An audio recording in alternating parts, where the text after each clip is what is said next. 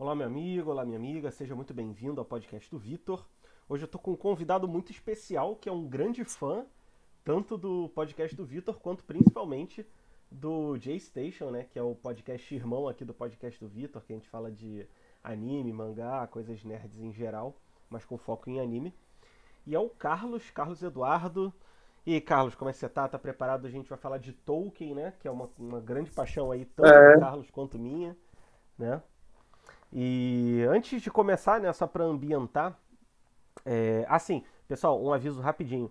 Eu sempre deixo um link na descrição para vocês poderem ler algum material complementar e dessa vez eu vou deixar uma biografia do Tolkien e uma resenha do Senhor dos Anéis que o João que fez. Então, para vocês poderem conferir lá. E, cara, eu queria saber se você, o que que você tem lido do Tolkien. Você falou que tem um livro aí que você queria falar, né, durante essa live. Conta aí o que que você tem lido sobre Tolkien e tudo mais. primeiramente, saudações aí, Aya, né, como dizem os elfos, para o pessoal do podcast do Vitor. E muito obrigado por ter deixado a participação aqui no seu podcast. Gosto muito dele, tem vários temas. Ainda falta ver muitos vídeos ainda, mas... Tem bastante coisa, né? Uhum. O livro que eu recentemente comprei, que eu comecei a ler do Tolkien, foi... Posso mostrar? Claro. Foi o Cúlevo, que nem é uma obra dele, na verdade, é um conto finlandês, na verdade, do Kalevala. Só que esse conto ele é muito importante porque foi uma das inspirações para o Tolkien para criar um dos personagens mais icônicos dele, que é justamente o que está nesse livro aqui, ó, o Silmarillion, que é o herói trágico e incestuoso Túrin Turamba, que é o protagonista do conto Os Filhos de Húrin, junto com seu pai Húrin. Aham.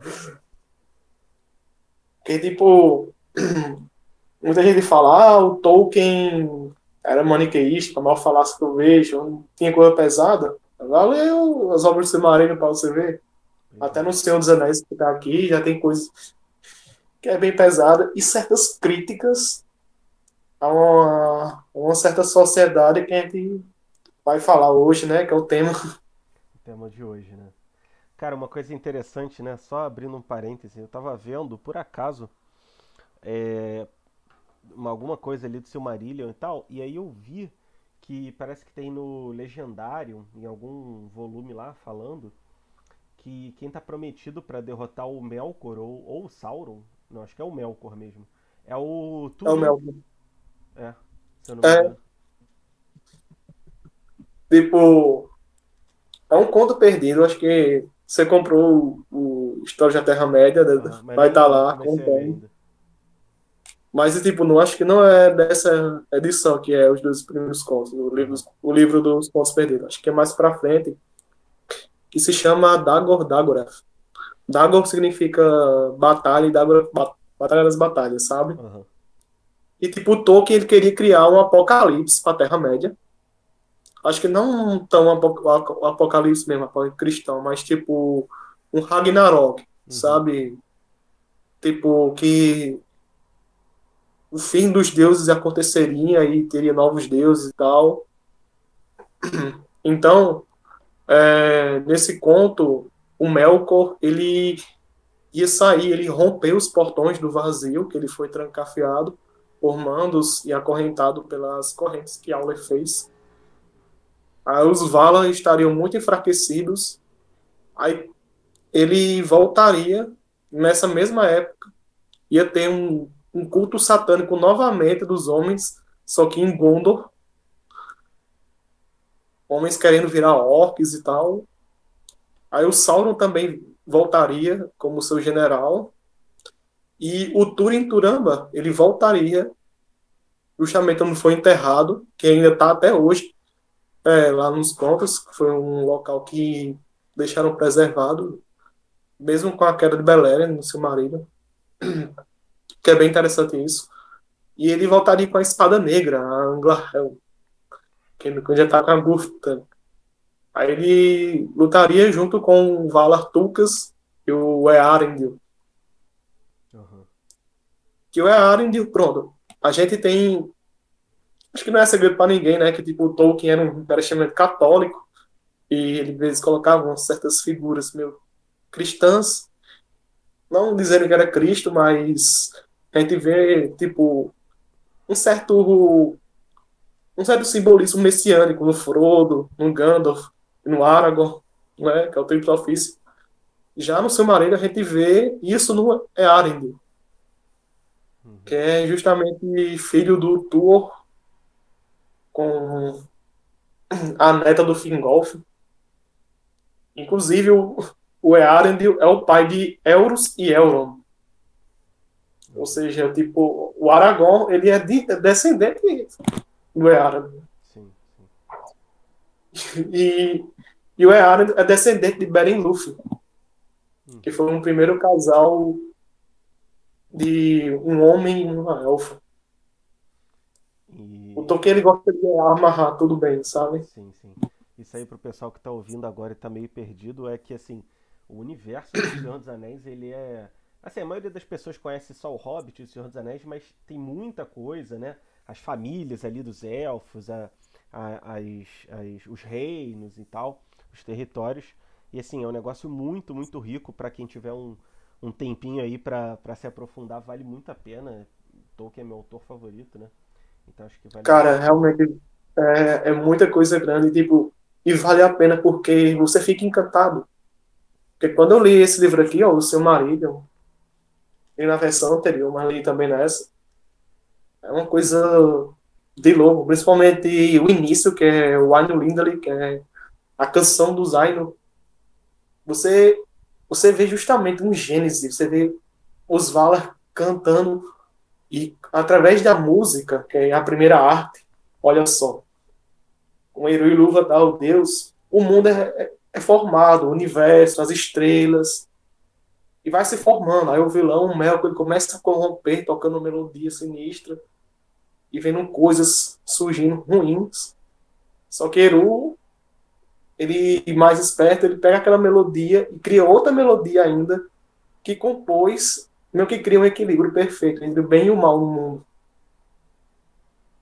É uma coisa de louco, assim, mas ao Uhum. mesmo tempo é maravilhoso. Sim. E aí, já pegando esse nosso tema, o Tolkien, ele pegou uma transformação na sociedade muito grande, né? Que foi o crescimento das indústrias, a urbanização e tudo mais. E aí, se eu não me engano, o Império do Saruman, ele representava isso, né? Tipo, o crescimento da indústria e tudo mais. Tanto que ele fala no filme, né? O Saruman, com as minhas tecnologias eu vou crescer e tudo mais. Aí eu queria saber, né, o que você acha disso, se você também concorda com essa interpretação que fazem de que o Saruman é isso mesmo e tal. Não, total, concordo totalmente, justamente isso. Ainda mais, eu vou muito mais além.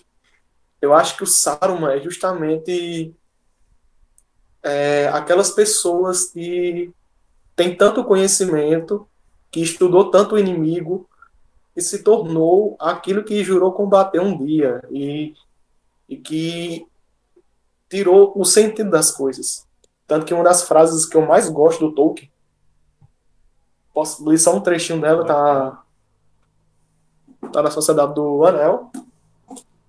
O Saruman, ele fala, quando o Gandalf vê a traição dele e tal, o Saruman fala que uma nova força vai surgir e que agora o mundo será diferente. Só está. Tá, beleza. Pra quem tá ouvindo aí no Spotify, o Carlos tá folheando aí o livro pra pesquisar.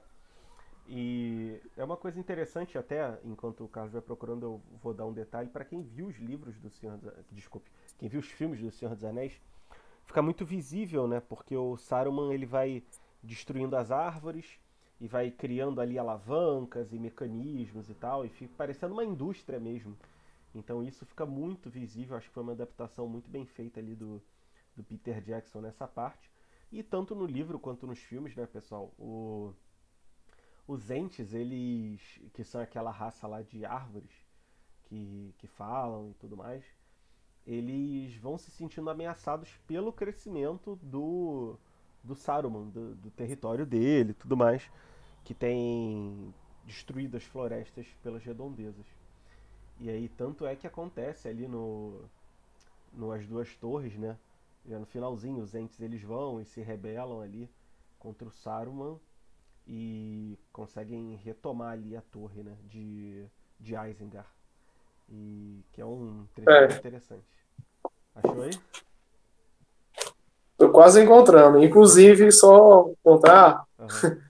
cara, que é muita coisa. A fala da Galadriel no início dos filmes, da trilogia, é uma fala do Barbárvore. Já em As Duas Torres, que ele fala: o mundo mudou, eu posso sentir ele. Eu posso sentir que o mundo não é mais o mesmo. Ele Uhum. fala justamente, e um tom de preocupação. Boa. Ah, encontrei. Encontrou? Falei. O Saruman, ele fala tipo assim, ele, ele fala: sou agora o Saruman sábio, o Saruman de muitas cores. Aí, tipo, ele meio que reclama por ser uma cor só. Ele nega o branco, aí Gandalf fala: eu preferia que você fosse o branco e tal. Eu sempre gostei disso. Aí o Saruman ele fala que através do cajado dele, aquela questão das cores na verdade ser uma ilusão de ótica, né, da luz, Uhum. ele viu todas as cores dele. Então ele veste um manto, ele deixa de ser o Saruman, o branco, para ser de muitas cores, coisa que não teve nos filmes, inclusive. Uhum. Daí o Gandalf responde ele uma coisa interessante, que é aquele que quebra uma coisa para saber o que ela significa já perdeu o caminho da sabedoria. Uhum. Então, tipo, muitas coisas que a gente conhece já tem um significado. Sim. O branco, ele simboliza já todas as cores. Então, o Saruman, ele estava justamente tentando relativizar e encontrar sentidos em coisas que não existem. Tanto que a gente pode ver justamente, hoje em Hollywood, por exemplo, adaptações que tentam encontrar pequenos fios que não significam nada para colocar uma nova interpretação. Uhum. E eu acho o Saruman ele muito interessante, porque o Saruman ele se corrompeu porque ele estudou o Sauron. Ele estudou o Sauron, estudou a forma do Sauron. Ele criou um anel que queria justamente poder controlar um anel. E o Gandalf até fala que só existe apenas um Senhor dos Anéis, que é justamente o Sauron, e que ele não compartilha o poder. E o Saruman, ele ignora isso. E ele, tipo, nos capítulos finais do Senhor dos Anéis, coisa que também não mostrou nos filmes, que eu acho que um dos melhores capítulos, na minha opinião, é o expurgo do condado. O Saruman, ele destrói o condado. Ele morre no condado. Sim. Daí, aquela visão que a gente tem do condado todo destruído, quando o Frodo olha o espelho da Galadriel nos filmes, é justamente o que acontece com o condado. Então, mesmo quando eles voltam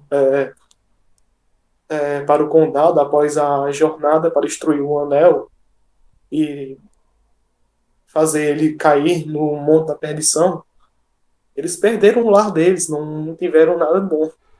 Sim. Aí olha só que interessante. O Tolkien critica mais uma vez um mundo moderno, justamente com o expurgo do condado. Porque os orcs, eles meio que chegaram com máquinas, os meios orcs, uma coisa também criada pelo meio que cientificismo, depois eu vou falar mais para frente. Eles destroem tudo com máquinas e o condado, quando ele ainda tipo, quando ele é reconstruído, ele nunca foi mais o mesmo. Uhum. Tanto que o Frodo nunca mais sentiu a paz, apesar de ainda ter o transtorno do anel e ainda estar com a dor. que o rei bruxo perfurou ele no peito, ele viu que o condado nunca voltou a ser o que era. E quem reconstruiu o condado foi aquele que, segundo Tolkien, é o herói principal, que foi o Sam. Uhum. Então, mais um esporte aí, tipo, a Galadriel, ela dá um presente para ele, que era uma caixa que continha umas sementes das folhas e da fauna de Lothlórien. E, tipo, após isso, o Sam, ele lembra dessa caixa. Ele o porquê dela dele ter recebido. Tipo, o Tolkien, ele já era um cara que criticava a modernidade muito antes de começar a criar o seu legendário. Ele enfrentou a guerra, a Primeira Guerra, né, a Grande Guerra, lutou na batalha mais sangrenta, que é a Batalha do Somme, foi na França. E o Tolkien era um cara que nunca gostou de como o pensamento pós-iluminismo naquela época estava. Porque, infelizmente, foi o que inflamou o Ocidente, foi o que inflamou de fato. E as pessoas estavam justamente desacreditadas. As pessoas estavam perdendo as suas fé, as suas crenças, religiões. As pessoas estavam já começando um mundo meio que neoliberal, começando a viver um mundo consumista, inclusive. As pessoas estavam cada vez mais extravagantes. E eu lembro que nessa época, parece que os automóveis, os carros, até eram uma coisa extravagante. Uhum. E o Tolkien justamente odiava justamente isso, porque ele via como o motor, naquela época, era muito mais poluente do que hoje, fazia mal. Então, um homem que veio do interior, né, que era um professor de línguas, altamente conservador, vê a modernidade do início do século XX e uma guerra, justamente. Então, ele, ele vê essa crítica e pôs justamente não só no Sauron, como no Sauron também. Uhum. Mas o Por Sauron, exemplo, ele tem uma abordagem diferente da do Saruman, assim? É uma crítica diferente? cara, acho que, tipo, não tão diferente, porque tanto o Sauron como o Saruman são parecidos. Inclusive, no próprio Silmarillion, os dois eram discípulos do Aule, que era o Vala Ferreiro. Entendi. É, tanto que o Sauron, ele cria os orcs também com modificações de uma nova raça. Ele cria os Uruk-hai, que é a modificação dos orcs criado por Melkor. E ele modifica os Trolls, que são os Olog-hai, já na Terceira Era, que é os Eventos do Senhor dos Anéis. Enquanto o Sauron, ele via que, como o Sauron estava evoluindo o seu exército, o Saruman queria copiar, tanto que a gente, nos filmes, parece que os dois eles são, tipo, aliados, mas não. Um estava querendo competir com o outro. Uhum. Tanto que o exército do Sauron tinha um símbolo do grande olho nas suas bandeiras. A do Sauron, a mão branca, né? É uma coisa bem interessante. Sim. E outra coisa é como o Tolkien ele critica as pessoas. E a gente vê essa crítica mais para frente, quando a gente se dá conta, que é justamente as suas descrições sobre a natureza. Uhum. Porque se a gente perguntar para uma pessoa hoje, você já parou para olhar o céu? Já parou para olhar a vegetação da sua cidade? Já parou para pensar como está o seu clima diante disso? O Tolkien, ele justamente foca nisso, porque a gente não se dá conta de como a natureza pode afetar as coisas. Uhum. E interessante do Senhor dos Anéis é porque não tem, tipo, um herói específico que faz tudo, não. Você vê, tipo, todos aqueles heróis, cada um tem a sua função. E a Terra-média, ela muda constantemente em suas coisas. Outro personagem muito crítico à modernidade, que é o personagem que o próprio Tolkien se identificava, que é o Faramir. Ah, o que que. Não o Faramir dos filmes, Aham. que é ridículo, desculpa. Eu gosto do Peter Jackson, aquele Faramir não tem como engolir. Mas o Faramir do livro, que é incrivelmente. E ele tem justamente uma frase que é. Vou pegar novamente. Beleza. Essa frase que é muito longa. Mas eu sei qual o capítulo, é Janela para o Oeste. Beleza. Enquanto você estava falando, eu me lembrei, né, de uma coisa. Você citou a frase, né, de que aquele que quebra uma coisa para saber como ela funciona está indo pelo caminho errado. E eu me lembrei, por exemplo, cara, dessas pesquisas com célula de embrião, esse tipo de coisa, que, pô, a gente que é católico, né, entendo aí que até quem está ouvindo talvez não seja, ou talvez seja cristão, mas a gente, né, católico, cristãos e tal, a gente considera como uma vida já mesmo, né, o embrião e tudo mais. Então, isso aí é realmente um atentado contra a vida em nome do que as pessoas chamam de ciência, né? Uma coisa realmente desumana. E tem todas essas coisas de fertilização in vitro, que você congela lá não só os óvulos, mas os óvulos já fecundados, né? Também é uma coisa totalmente absurda. Então, é o tipo de coisa que a maioria das pessoas não se dá conta da gravidade que é. Mas quando você tem um pensamento assim à luz, né, do evangelho e do cristianismo e tal, você vê a quantidade de absurdo. Até mesmo os anticoncepcionais, que eu estava vendo até um vídeo do Padre Paulo Ricardo, ele explicando lá que muitos anticoncepcionais são até mesmo abortivos, mesmo que na bula não deixe isso bem claro. Então assim, é um negócio bem grave mesmo. Achou aí, Carlos, a frase? Achei. Achou? E Beleza. só um adendo. É interessante, né, cara? Porque, de acordo com a ciência, um ser que já respira é um ser vivo. Uhum.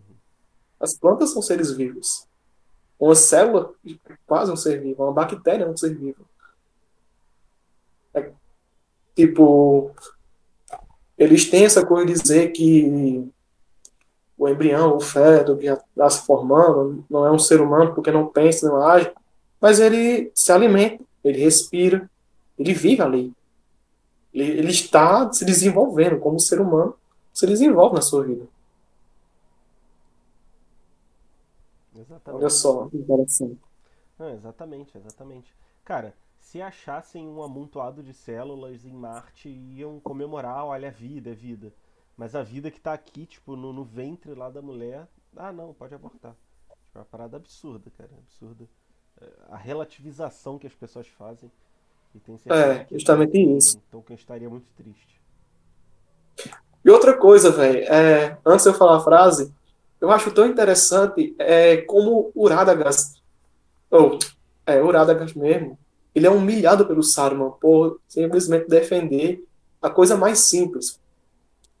Que o Radagast, ele foi o Istar, né, o mago, que preferiu cuidar dos animais, das plantas. Inclusive, ele tem uma certa referência a São Francisco de Assis. Interessante. Faz sentido Ele ele tem ser uma referência. castanho, né? Porque a roupa dos franciscanos é marrom. É, e ele fala com três pássaros, que é o que tem mais contato com os animais. E o Saruman fala, tipo, Radagast, aquele que vive com os animais, Radagast, o fedorento, Radagast, o tolo. Da mesma forma como as pessoas humilhavam Bravos e Assis por falar o óbvio sobre natureza. Enfim, a frase que eu queria falar é justamente quando o Faramir explica sobre os homens de Gondor, o que aconteceu no capítulo Janela para o Oeste, em As Duas Torres. Ele fala uma coisa interessante. Não se diz que algumas vezes as artes malignas foram praticadas em Gondor, ou que o nominável alguma vez foi mencionado ali como honra. E a antiga sabedoria e beleza trazidas do Oeste permaneceram por muito tempo no reino dos filhos de Elendil, o Belo. E ali perduram ainda. Mas mesmo assim foi vamente na senilidade e pensando que o inimigo estava adormecido. Ele que fora apenas banido e não destruído. A morte esteve sempre presente, visto que os Númenóreanos, ainda como antigo no reino, e por isso o perduram, ansiavam pela vida e fim do imutável. Os reis faziam tumbas mais esplêndidas que as casas dos vivos e consideravam os antigos nomes nos solos de sua ascendência mais caros que os nomes dos seus filhos. Senhores sem descendentes, olha só a coisa do aborto aí, senhores sem descendentes sentavam-se em velhos patos, meditando em heráldicas. Em câmaras secretas, homens murchados compunham potentes elixires, ou em altas torres faziam perguntas às estrelas. E o último rei da linhagem de Anário não teve herdeiro.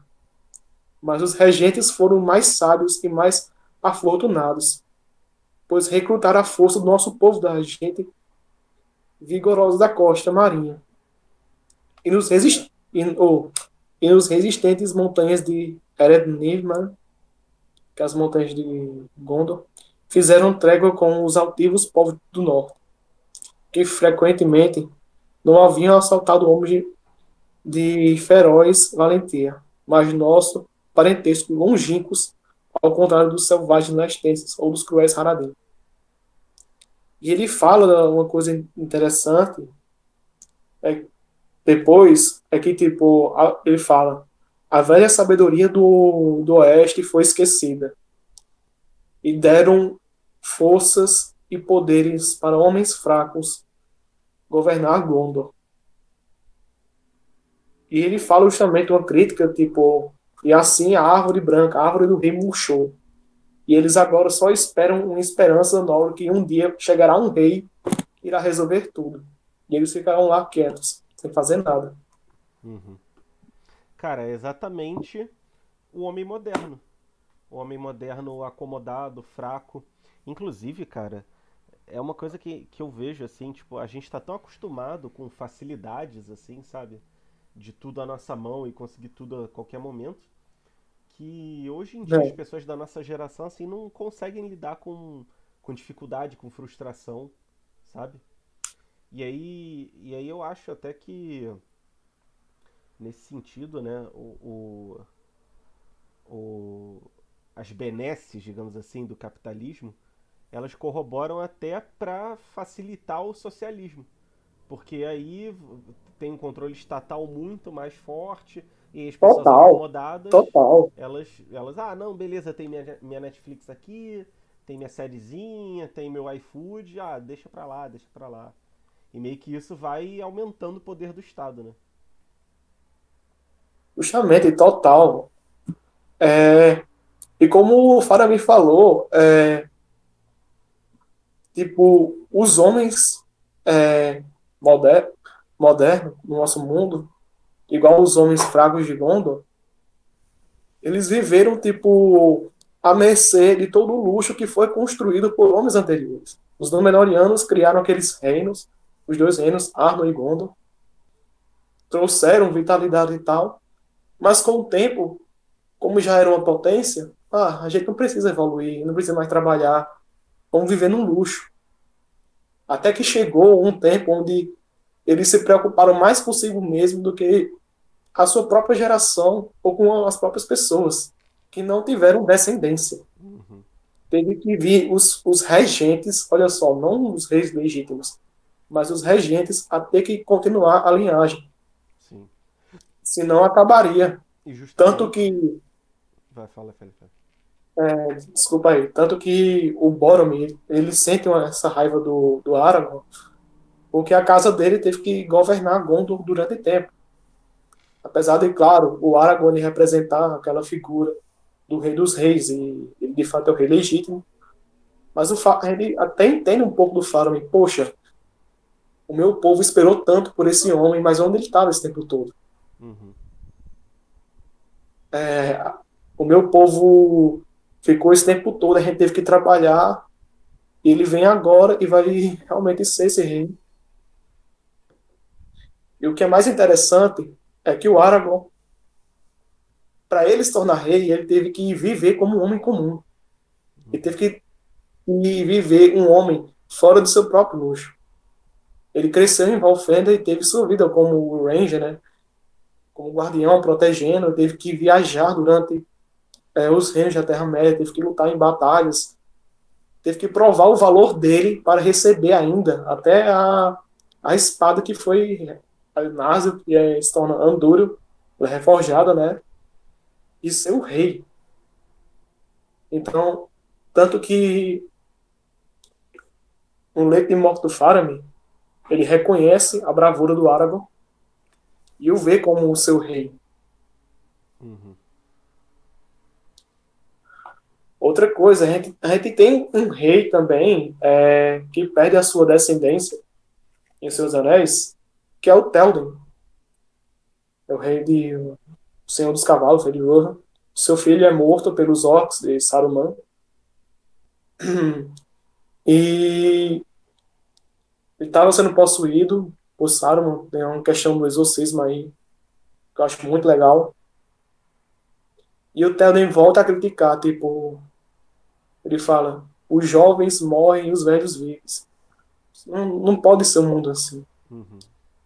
Se a gente pensar naquilo, a crítica do Théoden, ele querer poupar os seus próprios sobrinhos, inclusive a sua própria sobrinha, Elwin, de ela não ir para a guerra, ele ficar preocupado até com o seu próprio povo, ele temer demais os exércitos, até no abismo de Helm, é justamente um pensamento que a gente olha que no mundo hoje tem mais adultos e idosos do que jovens. Sim. Então você vê, tipo, o Theo justamente dessa crítica. Poxa, se esse povo morrer aqui, qual vai ser a linhagem futuramente? Qual vai ser a nossa descendência? Uhum. Tanto que eu acho muito lindo a amizade que ele tem com o Merry, porque que o Merry é um hobbit do condado, né, que é o amigo do Pippin, do Frodo mais ainda, na verdade. E ele fala algumas frases pro Théoden que a mesma forma que o povo teve esperança em um ser como o Frodo, a gente tem que ter esperanças em pequenas coisas que a gente não dá valor. Sim. Que é o que eu acho mais interessante no Tolkien, que, tipo, voltando à crítica ao homem moderno, ele justamente tem, eu tenho a Netflix aqui, eu tenho o luxo que eu tenho, eu posso pedir comida pelo meu iFood, pelo delivery, eu fico no meu quarto assistindo o que eu quero, escuto as músicas que eu quero impor as minhas ideologias e não aceito as de outras, mas ele não dá valor às pequenas coisas que é justamente o que a gente vê já na crítica no primeiro livro do Tolkien publicado, que é um Hobbit, que são as coisas mais simples que a gente tem. A gente não agradece por ter uma cama, a gente não agradece por ter o que comer, a Uhum. gente não agradece por se vestir, a gente não agradece justamente as coisas diárias da gente. A gente nem agradece as nossas tarefas, as nossas responsabilidades. que eu acho isso mais incrível no Bilbo, que o Gandalf, ele vê de fato um ser tipo, olha, você estava muito acomodado. E o mundo, né, nos seus livros, né, nos seus mapas, não, o mundo é lá fora. Uhum. Ele, e, claro, o Gandalf, tipo, como é realista, como toda pessoa realista, ele fala, olha, se você entrar nessa aventura, eu não garanto que você voltará com vida. Mas quando você voltar, você não será o mesmo. E o mais irônico é que o Bilbo, quando ele volta, ele não gosta mais do condado, ele quer se aventurar pelo mundo. Sim. Tanto que, como esse Senhor dos Anéis, ele já indo embora. Ele E fala as que pessoas sempre, não entendem ele, né? sim, as pessoas não entendem ele ainda é visto como um estranho, como um cara que é louco, justamente por ter saído daquilo. Mas ele, quando saiu na sua aventura, ele de fato teve uma vida e descobriu coisas que jamais poderia fazer. Poxa, a cena que ele derroga no livro, infelizmente isso aí nos filmes ficou uma merda, quando ele derrota as aranhas, poxa, é uma genialidade. Quando o Bilbo ele consegue enganar o Smaug, justamente com sua educação, com seu modo de falar. Ele percebe que o Smaug estava tentando encontrar uma resposta para saber o que ele era e por que apareceu ali. O Smaug é inteligente, descobre que foram a companhia de Thorin, né? Mas o Bill, ao mesmo tempo, ele tenta enrolar o próprio Smaug, e não cai nas lábias dele. E outra coisa interessante é que o Bilbo simplesmente ele até muda o comportamento dos anões. Eu tava olhando, o Thorin, depois que se torna rei novamente da montanha, ele recupera, coisa que ele nem mata o Smaug, eu acho isso mais interessante ainda. Não é um mérito dele, foi um mérito do bardo. Ele, quando enlouquece, ele, as outras frases dele é lindo demais, tipo, se as pessoas lhe dessem mais valor à comida, à música, à arte, do que ao ouro, o mundo seria mais feliz. Pois é, cara, e uma coisa que é um dilema muito grande, porque hoje em dia a gente tem muito estímulo, cara, muito. Tipo, é acordar a rede social cheia de dopamina ali, em cada TikTok que vai passando, cada Reels. É, tipo, você poder comer qualquer coisa, tem um monte de coisa em casa, tem, porra, tem água. Cara, assim, água encanada, um negócio bizarro, cara. Todo mundo tem, praticamente, né? Tem gás, tem luz, a gente tem tanta coisa, como você falou, né, que a gente não se dá conta, tipo, da graça mesmo que é viver isso. E aí tem tantas coisas prazerosas que induzem a gente à fraqueza. Tem drogas, tem bebida, tem pornografia, tem rede social, tem só Exatamente. série, filme, tem YouTube.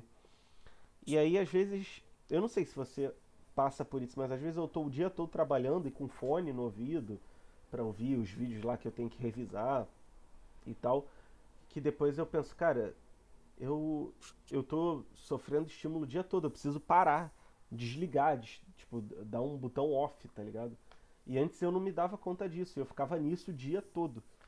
E tem muita gente que fica assim o dia todo e não se dá conta e aí o pessoal sempre fala, pô, como é que tu tem tempo de ler livro, de estudar? Pô, cara, é só não passar tempo na rede social, sabe? Tipo, só deletar a rede social e tal. E aí, cara, isso bate muito com isso que você tá falando, né? Eu tive isso, de fato.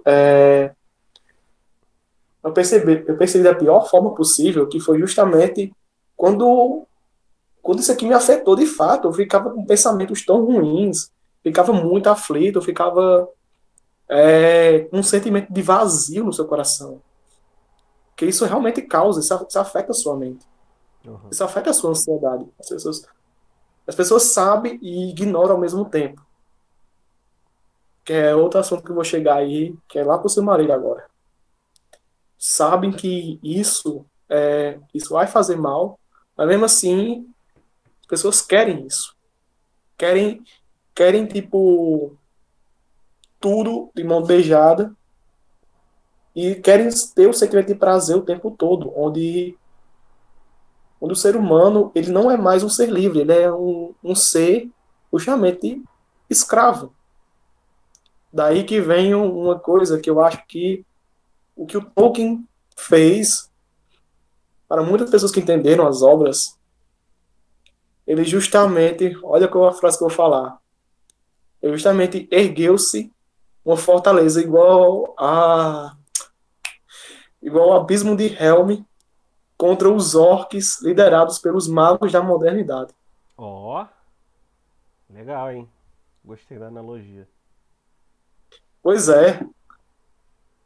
E, e o que são as figuras dos orcs, que a gente falou tanto deles, é justamente isso, velho. Eles são escravos, eles não têm vontade própria.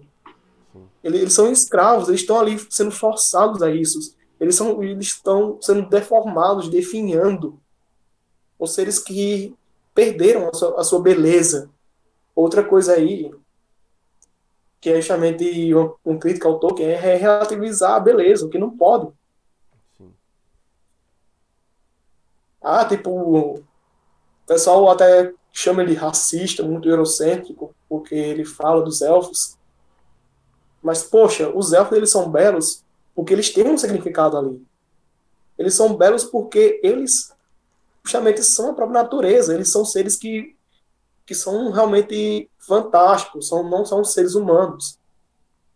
Mas, ao mesmo tempo, ele fala que até a menor das criaturas podem fazer um grande sucesso. Daí, mano, quando a gente falou, tipo, que a gente reclama, fica muito viciado e quer mais, e tem essas coisas, é o que a gente vê justamente com o próprio Fëanor, cara. Poxa, o cara, ele começou, né, que isso que a gente até vê como o Sauron com o Anel, ele quer materializar a beleza, quer transformar aquilo numa matéria, que ele pegou as luzes de Valinor e transformou nas Silmarils. E por conta dessas três joias, o pai dele foi morto, é, o seu clã élfico, que são os Noldor, eles se rebelaram e causaram o primeiro fratricídio élfico, onde elfos mataram elfos. Ele só trouxe a ruína para sua família. Ele, inclusive, só teve filhos para não ter mesmos, mas para ter um exército.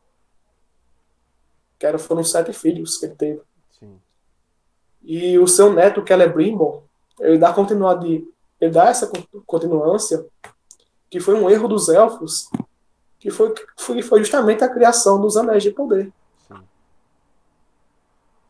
E qual foi o motivo da criação dos Anéis? E o Sauron propôs isso aí, né? Era justamente encontrar soluções que os elfos não estavam entendendo, porque os elfos não queriam passar suas longas vidas para conseguir entender. Uhum.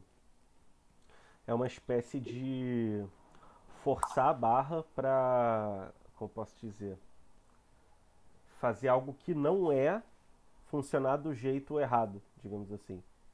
Tipo, por exemplo, a religião católica não aceita, sei lá, casamento homossexual. E aí você vê várias religiões supostamente cristãs. Até aqui no Rio tem a Igreja Católica Apostólica Brasileira, ao invés de Católica Apostólica Romana. E tipo lá, Misericórdia. cara, pode tudo, tudo, tudo. Segundo, terceiro casamento, pode ter casamento homossexual. É aquela coisa, a pessoa quer fazer o casamento homossexual civil dela para ter direitos e tal, é uma coisa assim. Agora, o casamento religioso, cara, tem que seguir os ditames da própria religião. E aí essa igreja católica apostólica brasileira permite isso, pô, é querer encaixar aquelas brincadeirinhas de criança que tem a bolinha e você quer encaixar o quadradinho, sabe? Pô, não faz sentido. É, E, É justamente, desculpa interromper, é claro, justamente que a gente vê justamente nos Vala o porquê eles criticam os atitudes dos elfos, principalmente na Casa de Fëanor. Quem mais critica é o Mandos, que é o juiz, que é um dos lados que eu acho mais interessante, que tem que ter, de fato, limitações, porque o mundo que a gente vive já não é infinito.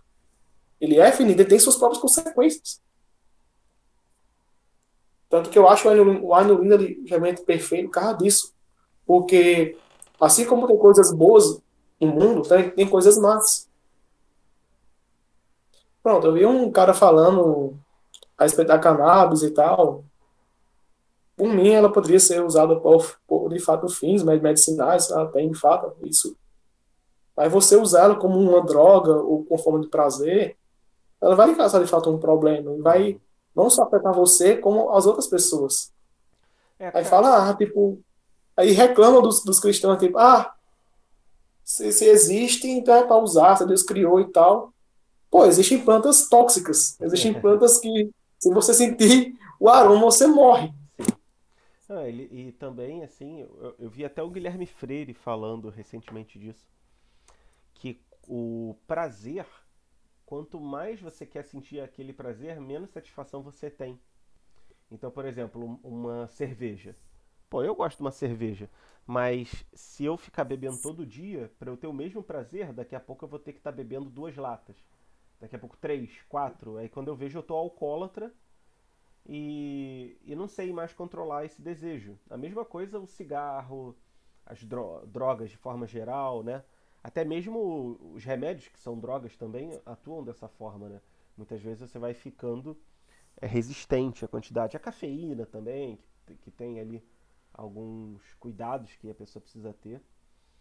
E até outras coisas, tipo sexo, a relação sexual ali, né, ordenada. A pessoa se desordena, que é cada vez coisas piores, né? Então são Sim. coisas ali que.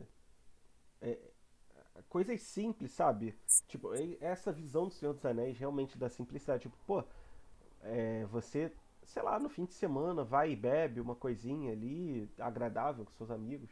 Mas quando você torna isso uma coisa louca de beber, beber, beber, aí você perdeu a função daquilo que era pra te dar uma aliviada de vez em quando, né? E as pessoas elas estão nesse mar de vício mesmo que o mundo moderno se tornou hoje em dia, né? Pois é justamente isso. E coisa interessante que você falou nessa questão aí do prazer, vamos pegar qual o personagem que quis mais prazer em Seus Anéis. O Gollum, velho. É. Ele queria de fato o anel porque ele sentia ali. Olha só, tipo, aquilo que a gente vê com o Gollum. Ele sentiu o prazer do anel, ele sentia a atração, ele era ambicioso com aquilo. O que é que o anel fez com ele? Deixou ele viver 500 anos, só que isolado numa caverna.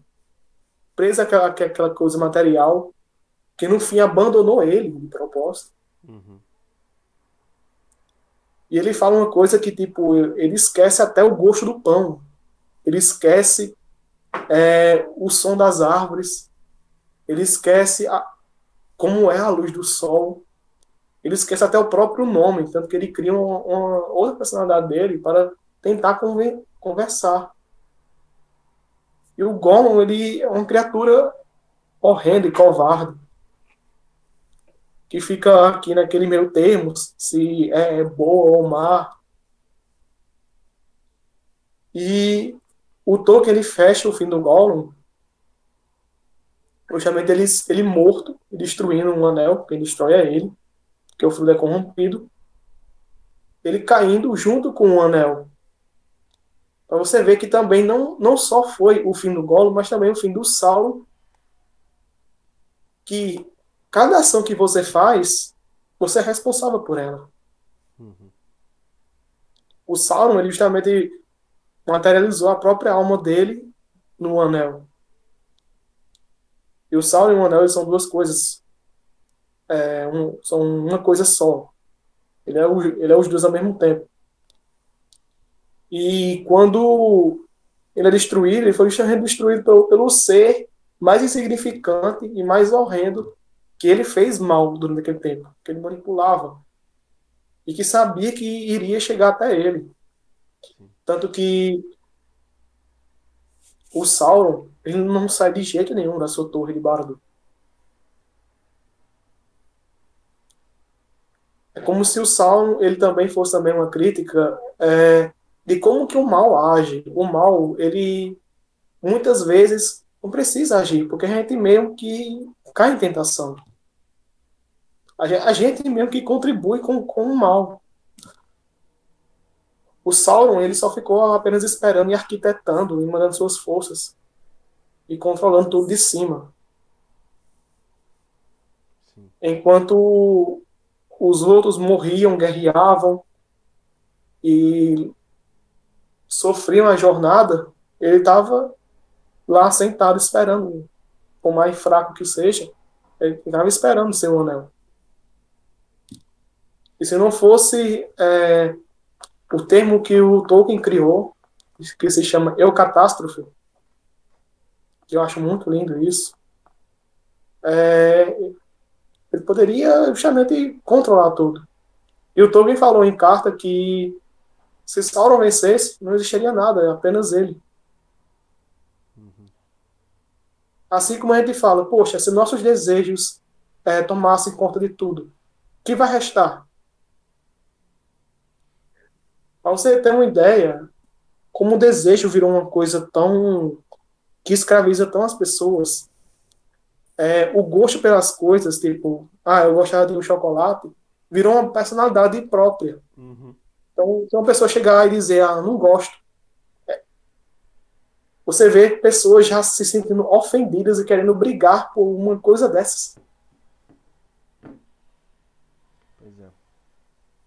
E uma coisa curiosa é que o Santo Agostinho lá atrás ele dizia, né, que tinha duas cidades, a cidade dos homens e a cidade de Deus. E a cidade de Deus era a cidade. Bom, eu li há muito tempo atrás, então posso estar cometendo algum equívoco aí. Mas ele dizia basicamente que a cidade de Deus eram aquelas pessoas que faziam o bem, seguiam a vontade, né, de Deus e de alguma forma deixavam o mundo um pouco melhor do que eles receberam. Enquanto que a cidade dos homens Exatamente. eram as pessoas que elas literalmente seguiam suas próprias paixões, queriam o bem delas mesmo, das suas próprias vontades. E é isso que você falou, né? Sauron disse, se Sauron ganhasse, só ia sobrar ele. E é justamente isso. Parece que as pessoas, quanto mais egoístas e mais baixas elas são, elas só querem o seu próprio eu. Até, tipo, vamos supor, quando uma pessoa assim, ela faz uma coisa humilde, digamos assim, ela faz essa coisa humilde para as pessoas olharem para ela e falar, ó só como é que ela tá sendo boa, nossa, meu Deus do céu. Até a bondade que ela faz é para corroborar com o ego dela, digamos assim, com o seu próprio bem-estar. Exatamente. Tipo, como você, tipo, quisesse fazer tudo por views e engajamento. Você tem uma aprovação de pessoas que nem te conhecem direito. E mesmo que se conhecesse, você, tipo, precisa dessa aprovação dessas pessoas. Tipo, uma coisa que eu mexo justamente aí é, tipo, às vezes eu mesmo penso, eu preciso agradar as pessoas ou preciso agradar ao meu Deus? Uhum. Porque as pessoas, tipo, por mais que eu convivo com elas e tal, o que é que elas fazem para mim? Pela minha crença, o meu Deus, ele morreu por mim. Que veio o termo eu catástrofe. Cristo sendo crucificado, que é uma que a gente que merecia ser flagelado, ser coroado com a coroa de espinhos, ser humilhado durante a sua passagem, sua ida ao Monte Calvário. e você ser crucificado é o que perecia, mas não, um ser que justamente veio sem nenhum pecado, onde veio justamente unir e dar forças a homens, passa por aquilo.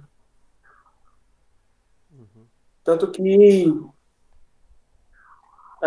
é chamada a Paixão de Cristo, dizendo que ele morreu, e mesmo morto, ele ainda nos perdoa. E uma coisa que eu gosto do Tolkien é porque ele mesmo criticava como já os homens naquela época eram prazerosos, porque eles criticavam a própria fantasia. O Tolkien sofreu preconceito sobre fantasia.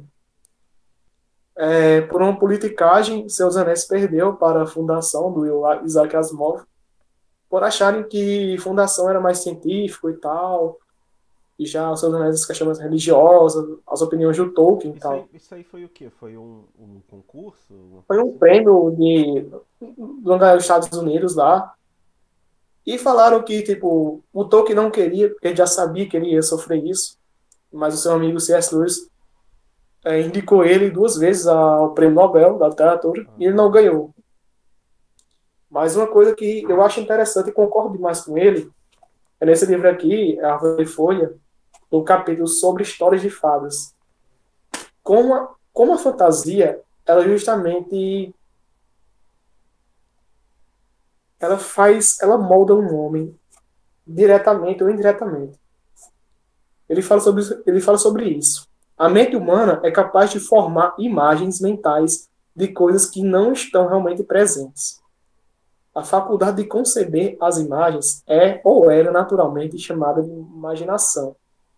Mas em épocas recentes, na linguagem técnica, e não na normal, a imaginação frequentemente tem sido considerado algo mais elevado que a mera criação de imagens atribuídas às operações do que chamamos de fez ou devaneio, uma forma reduzida e depreciativa da palavra mais antiga, fantasy, que é fantasia.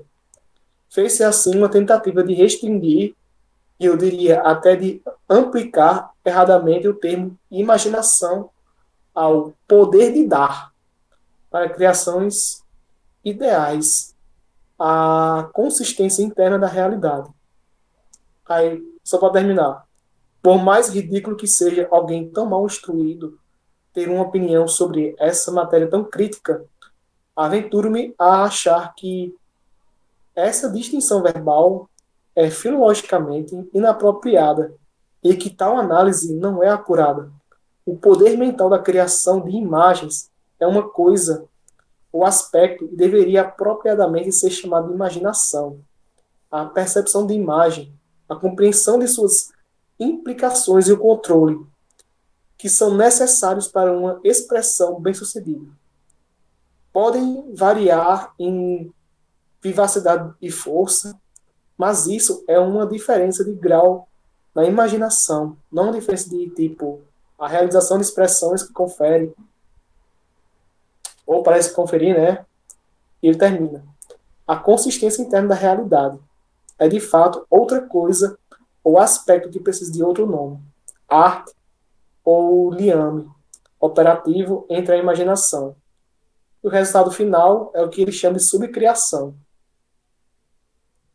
E o que seria a subcriação? Só para terminar aqui o conceito disso. Cristo é o Criador. E nós, para Tolkien, somos subcriadores. Subcriação é você, tipo, através do que já é criado, a gente criar uma nova forma. E olhando esse texto, o que é que te faz refletir? Que a fantasia, a imaginação é necessária para o homem. Porque na imaginação é onde está justamente os seus pensamentos, os seus ideais, onde está os seus sonhos, onde está a sua percepção de mundo. Porque, como ele fala, questão da subcriação, a gente tem imaginação porque a gente vê as coisas, né? A gente consegue ter uma imagem. Ele, no texto, fala que após o excesso de sempre se apropriar disso, que é uma crítica que eu faço hoje, que o Tolkien fazia que está mais ao tempo que eu, possivelmente, que é a falta de criatividade. Uhum. Vitor, liga aí quantas continuações que ninguém pediu e quantos reboots as indústrias de entretenimento estão fazendo. Sim, é. Não, cara, e assim, acho que até no dia a dia mesmo as pessoas, tipo, eu acho que a gente está tão acostumado a consumir coisas, consumir séries, vídeos, músicas e tal, que a gente não tem um tempo, desculpe, pra ter uma ideia criativa, assim, sabe? É claro que, pô, não é todo mundo que vai ser um escritor, um músico, um poeta, mas de ter uma imaginação no dia a dia mesmo, sabe? Pra pensar nas coisas sei lá, tentar resolver coisas de formas mais criativas. As pessoas estão cada vez mais passivas mesmo, né? Exatamente. E não só isso, mas como que chega uma coisa que era o que Tolkien criticava sobre as adaptações, que é você adulterar uma obra, o sentido dela. E a gente volta ao Sauron. Olha só, velho, tipo, o próprio Tolkien sofreu aí recentemente com a Amazon, que é tipo, você ter a sua visão, querer impor ela e modificar os textos para criar um novo conceito daquilo, que já é criado. Poxa, infelizmente, Tolkien vai sofrer isso, assim como as obras do Shakespeare, do Dumas, do Robert Louis Stevenson, obras que entraram no domínio público sofrem com sempre novas reinterpretações das coisas. É claro que apropriações, a gente de fato deve usar algo como inspiração, algo como uma fonte para poder ter um bom imaginário. Mas você deturpar, adulterar aquilo, é simplesmente uma covardia danada. É simplesmente você distorcer a realidade. E pior que assim, eles tentam encaixar qualquer coisa nessas ideologias assim de ah, Lacrolândia, digamos assim, né, para resumir tudo. Ah, é porque aí tem uma coisa lá, a Galadriel é de tal jeito, ah, tem o elfo que é de tal jeito. E isso empobrece, cara, porque vira uma coisa de nós contra eles numa obra grandiosa como era para ter sido Os Anéis do Poder, né? Que conta uma história realmente grandiosa que era a construção dos anéis. E aí virou aquela Pois é. porcaria, né? E assim, cara, o problema não é só a ideologia. O problema é que é realmente muito mal escrito. Tipo, pô, a mulher, a Galadriel, não suspeitou, não mandou investigar se o cara era o rei mesmo, sabe? Várias coisinhas idiotas que, cara, era só as pessoas terem pensado mais na história e faltou essa criatividade mesmo, né? Que você falou no início aí desse assunto. Cara, minha opinião sobre essa série é que essa é uma fantasia tão ruim que parece que foi criada por iniciantes de D&D, sabe? Aham. Tipo, vamos fazer um. Vamos pegar aqui uma obra de Tolkien.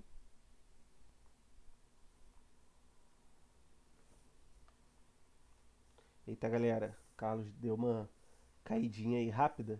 Vou dar uma pausada e já já a gente volta. E voltando ao que eu estava Voltamos, falando. pessoal. Fala aí, fala aí. Então, eles simplesmente pensaram, vamos pegar uma obra de Tolkien, tipo, como eles não tinham os direitos do Silmarillion, vamos pegar os apêndices e com as informações que temos nos apêndices criar uma expedição aqui, uma imaginação que a gente tem. Tipo, o que é mais engraçado é que o que eles pegam é justamente o contrário do original. E até do que eles poucos tinham algo canônico. Poxa, essa tudo da Galadriel, ela é simplesmente você não consegue sentir a própria Galadriel, de fato, no universo do Tolkien. Uhum. Aí quando, tipo, fala, poxa, nos Contos Inacabados, ela, tipo, tem uma versão, ela de fato diz que lutou ferozmente contra Fëanor e tal, e fala assim, cara, mas essa é uma versão antiga da Galadriel, que não é canônica. Tanto que nessa história, o Celeborn não era um Sindar de Doriath, que é o reino do Thingol que inspirou Lothlórien. Uhum. Ele era um Teleri de Alqualond, onde teve o primeiro patricídio. Porque, de fato, o Tolkien, ele mesmo não dava suas histórias, sabe? Ele não dava um final definitivo. O que ele tem de canônico mesmo é o Hobbit e o Senhor dos Anéis, que foram os livros que ele publicou. Ele não Sim. publicou o Silmarillion, ele não publicou Contos Inacabados. Quem publicou isso foi o Christopher. E mesmo assim, o Christopher deixou prefácio, pós-fácio e notas para você entender. Olha, isso aqui são escritos e alterações e versões antigas que meu pai fez. O que pode chegar de canônico é justamente aquilo que bate com os livros que ele publicou. Sim. Por exemplo, você pegou o História da Terra-média, você vai ter umas 3 versões aí de histórias do Silmarillion. Uhum. E mesmo assim, você vê o desenvolvimento. Tanto que em Beren-Luthor, a primeira versão, né, o Sauron era um gato gigante, lá Tevildo. Uhum. E a gente não vê o Sauron como um gato. Só o olho dele, o olho de Sauron, que parece um olho de um gato. Sim, é verdade. É. E não, pois é, e até nessa questão assim de má adaptação, né? Tipo a Galadriel, que se eu não me engano, ela é tia do daquele rei, como é que é? Eu esqueci o nome dele, que é o pai do Isildur. O pai do Isildur, o rei do... É o rei. Lembra o nome dele? Esqueci agora. Não, ela é tia-avó do Gil-galad. O Isildur, ele não é filho do Gil-galad, ele é filho de outro rei. Ah, tá, tá. Ah, sim. Não, acho que não é filho de rei, não, é filho de um nobre. Quem era o rei de Númenor naquela época. Coisa que eu queria falar sobre Númenor agora, mas só terminando aqui. Uhum. E a avó de Gil-galad, muito mais velha que ele. Só que, tipo, a Galadriel, pra você ter ideia, ela é tão humilde, ela nem queria guerrear, que um trono de sucessão, ela que deveria ser a rainha dos Uhum. Noldor, alto rei dos Noldor, né? Uhum. Mas não, ela deixou o Gil-galad. E o Gil-galad, ele era também um cara pacífico, apesar de ter lutado na Guerra da Aliança e tal. Ele tinha como um arauto o seu Elrond. A série, ela foi muito mal escrita, e Eu de acho. fato tem sua ideologia, tanto porque, olha só, a Galadriel, como ela é uma senhora élfica, já sabe, ela que devia fazer as partes políticas, já ter o seu esposo, Celeborn, e sua filha Celebrian, que é a esposa do Elrond. Uhum. E quem devia estar lutando era justamente o Elrond, que nessa época era um arauto. Porra, Uhum. o Não, e palavrão aí, mas não, tranquilo. Não, e assim, ela parece uma adolescente na série. Ela tem esse espírito mesmo revolucionário de quebrar regra e ir com, entre aspas, contra o sistema, né? Que, cara, é totalmente das pretensões mesmo do Tolkien. não, tipo, ela teve de fato lá na primeira era, mas ela se arrependeu. E foi justamente isso que fez ela ser amaldiçoada por não voltar a Valinor. E Uhum. olha só mais uma coisa, poxa, o Gil-galad conceder os elfos ser a Valinor. Achei que eram os Valar que concediam. Não Pois é, entendi essa não. pois é. Uma É coisa. isso, sim. Agora eu queria falar sobre o Númenor. Que, tipo, cara, se a gente pode ter uma crítica à modernidade, de fato, é justamente naquela que seria, ou foi, né, a maior potência da Terra-média, dos contos de Tolkien, que foi a Ilha de Númenor, que é a ilha dos descendentes, que descendentes, né, dos antepassados, desculpa aí a fala, os grandes antepassados do Aragorn, que é descendente, né? Uhum. Pois pronto. A ilha de Númenor foi dada pelos Valar para os Edain, que são os primeiros homens, por eles terem ajudado os elfos e eles mesmos na Guerra da Ira, que foi a guerra que destruiu o antigo local chamado Beleriand, que virou a Terra-média, com aquele dragão Ancalagon. Daí, com essa guerra, os Edain eles provaram seu valor. E os Edain, eles são, como são os primeiros homens, eles têm um sangue élfico. Então, eles têm essa, essa nobreza até, Uhum. que é uma coisa que justamente você pode ver aqui na série. Pronto, o Elrond, ele é justamente parente dos Númenóreanos, porque o seu irmão é o primeiro rei, o Elros, que é o seu irmão gêmeo, que é o filho do Eärendil. Enfim, então Númenor ela foi se prosperando como uma ilha e já foi dada, abençoada pelos Valas, até que chegou um ponto onde os Númenóreanos eles justamente perderam toda a sua sabedoria, perderam toda a sua fé, perderam tudo aquilo que eles construíram e seus pensamentos modernos, simplesmente. E quem incentivou a modernidade foi justamente o Sauron. Uhum. Tanto que, olha só, você falou dessa igreja aí, quando o Sauron ele chega em Númenor, ele chega com uma figura, inclusive, já descoberta, já descobriram que era um Anatar e tal, ele já tinha feito um anel.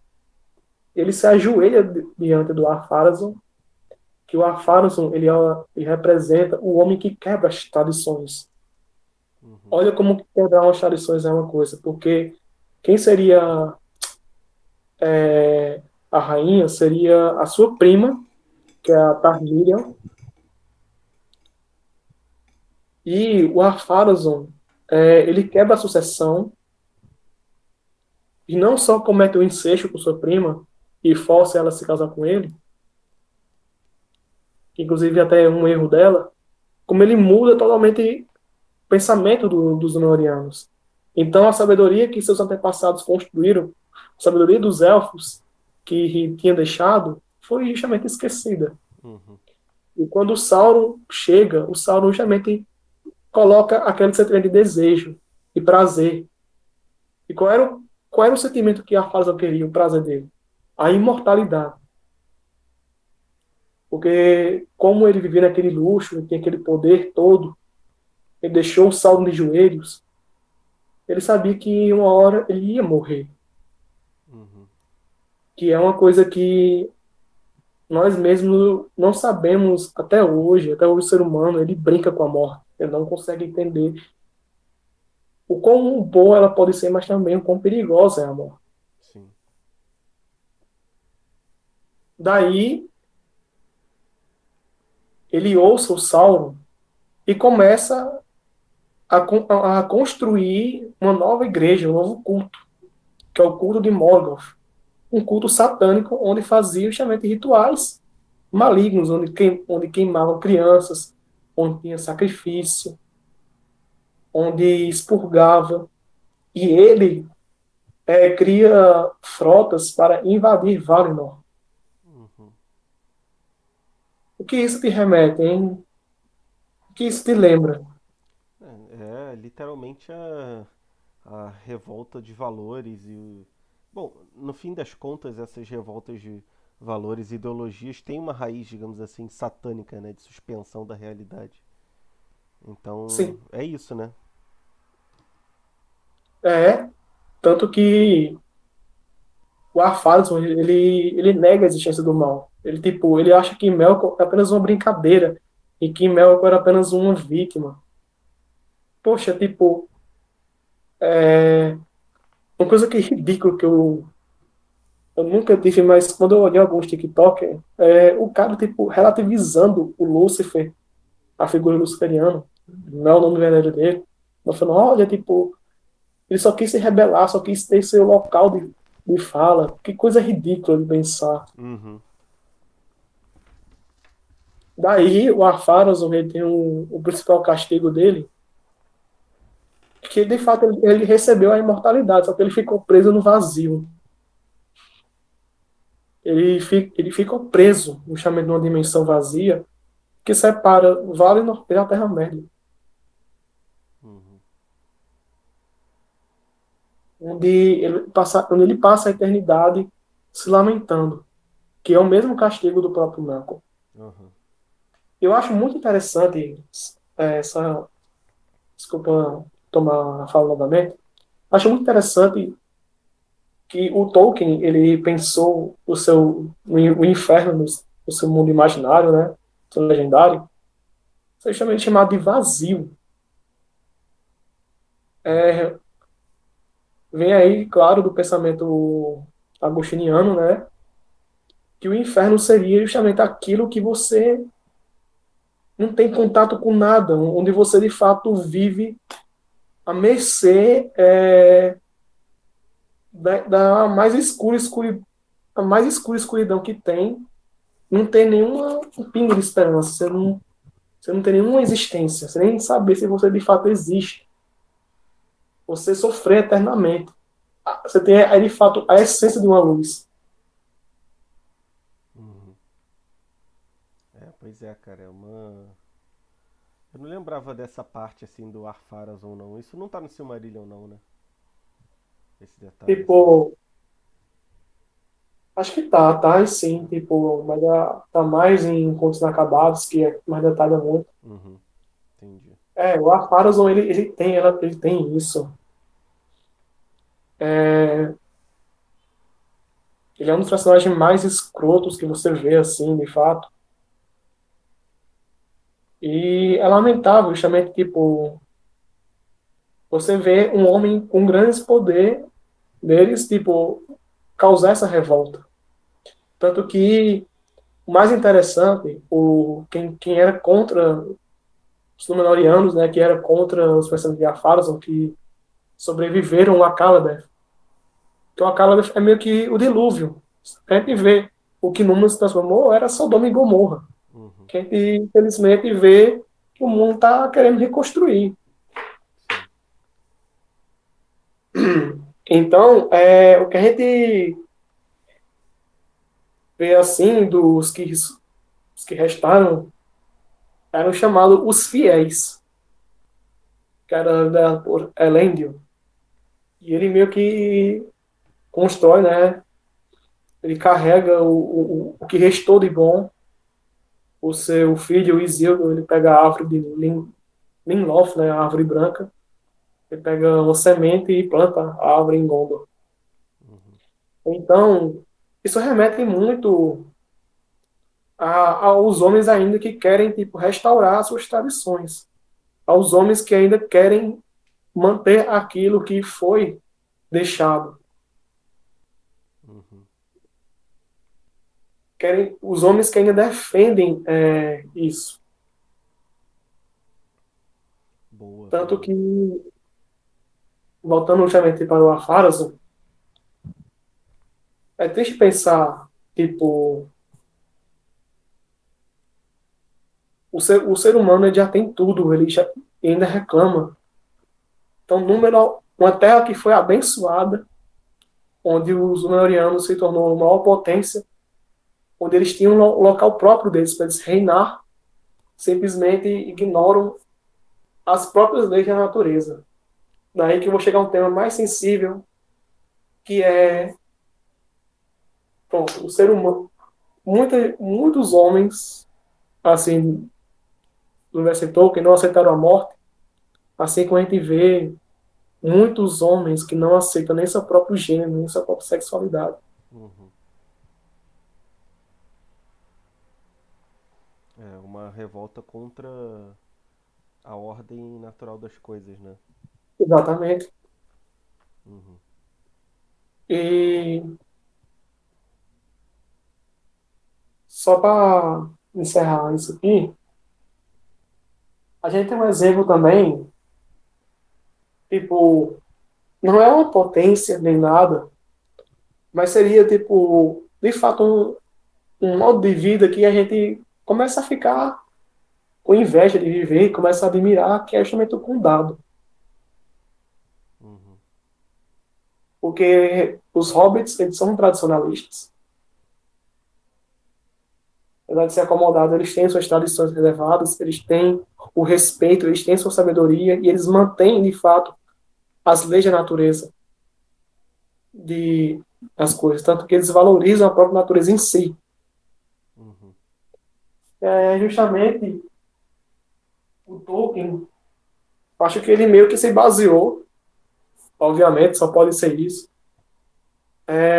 no capítulo 3 de Ortodoxia do Chesterton, que é a ética do País das Fadas, que é maravilhoso, que é mais uma coisa aí, falando sobre os contos de fadas, como ele de fato imagina.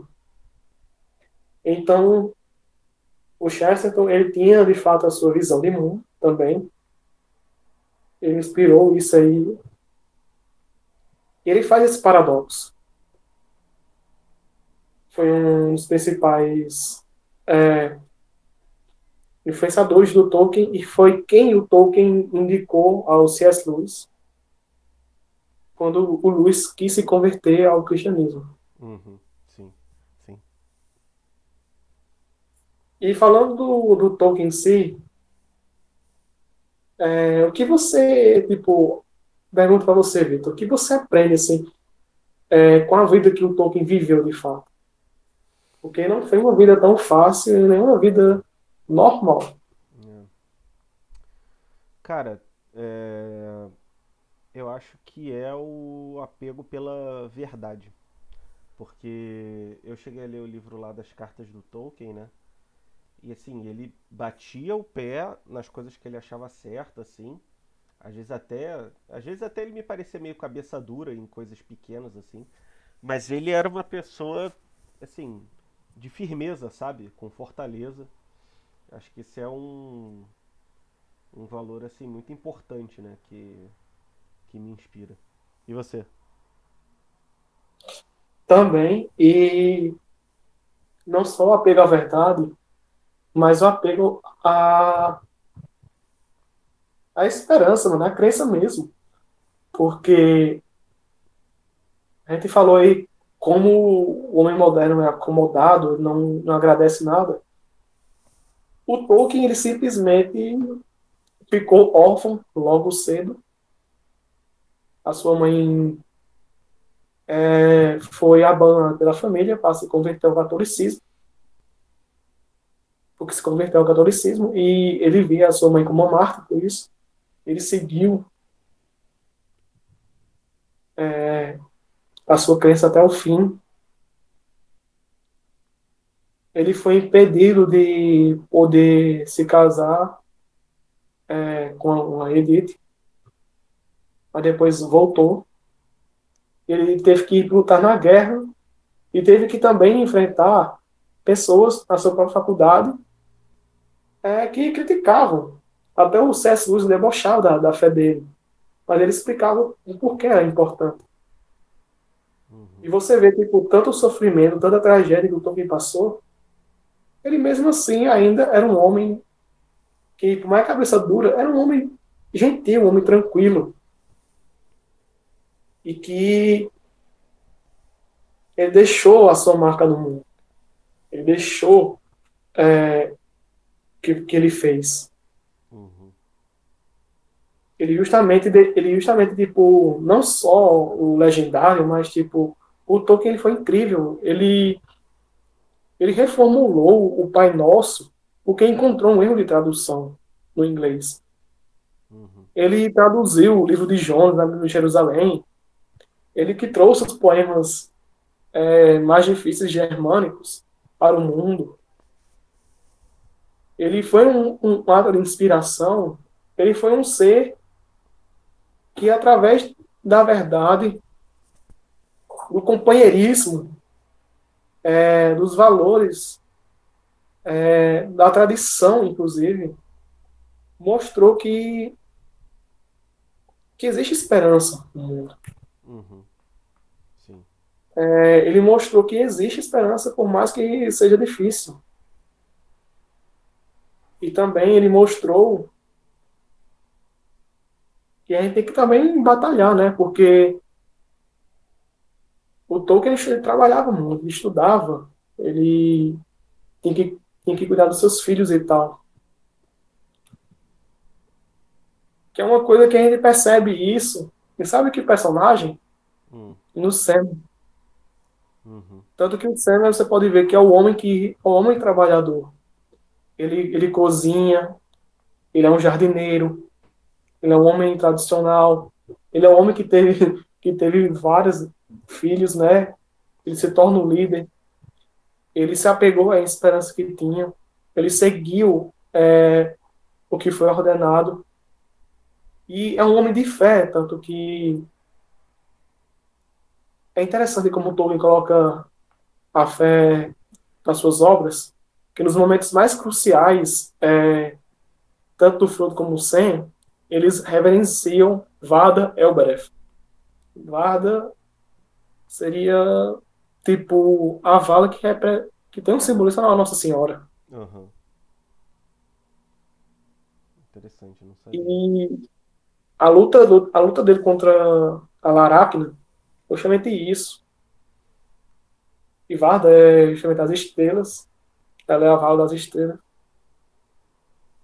E olha que o Tolkien tipo, faz, tipo, lembra que antigamente as pessoas achavam que as estrelas eram vida de pessoas passadas Uhum.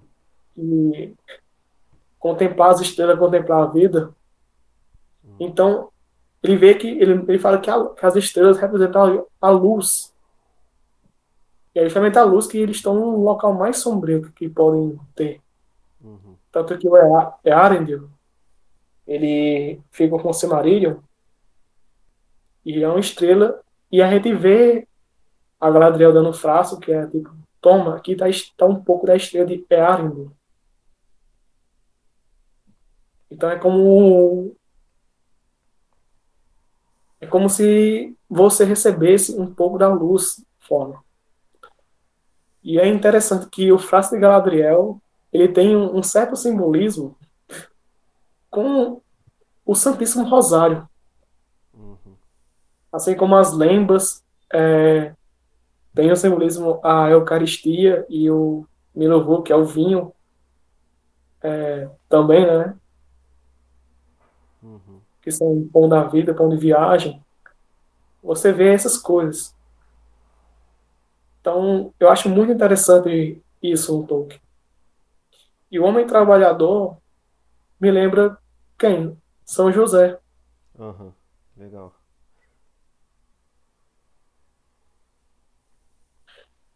Então, encerramos por aqui e tem mais alguma coisa para acrescentar, fechar com chave de ouro. Não, achei legal a comparação com São José, né? Faz sentido mesmo. Tem até Uhum. um vídeo do Padre Paulo Ricardo falando que, apesar dele ter o nome Carpinteiro, ele, como eles moravam numa cidade muito pequena, provavelmente ele era tipo um faz-tudo, sabe? Um pau pra toda obra.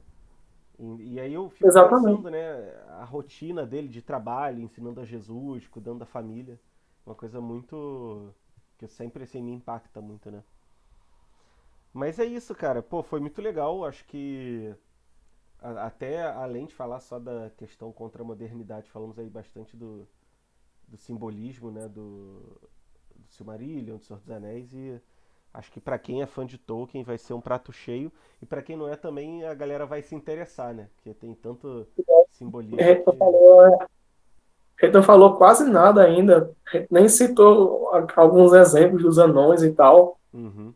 Ah, mas aí ia durar 10 horas o podcast, né? Com Acho que certeza. foi um gostinho aí pro pessoal poder começar a Uhum. se aventurar. É. Beleza, O que então. eu deixo aqui é que, se vocês interessarem, leiam Tolkien. Comecem pelo Hobbit mesmo, que é a melhor indicação. É uma leitura agradável. e que vocês busquem a verdade. A verdade é ela de fato ser a própria verdade. Eu e Christopher, eu e o Vitor já sabemos qual quem representa a verdade, não é? Na nossa fé. Isso aí. Mas também, tipo, nas obras de Tolkien, a verdade que é justamente as obras dele. Sim. E a verdade também nos fatos que vivemos. Busquem aquilo que de fato representa as coisas, que de fato são, porque é isso que mantém o mundo que é hoje. Sim. E a verdade, ela está sendo, digamos, a lança principal contra a modernidade hoje em dia. É verdade. Isso aí. Beleza, Então, Vitor, cara. Obrigado aí obrigado, né? por ter se oferecido aí, que realmente é, acho que a gente estava precisando falar um pouco de Tolkien aqui no canal, muito tempo que eu não falo. E realmente o seu episódio aqui agora foi uma respirada assim de ar novo que eu acho que vai fazer muito bem pro podcast.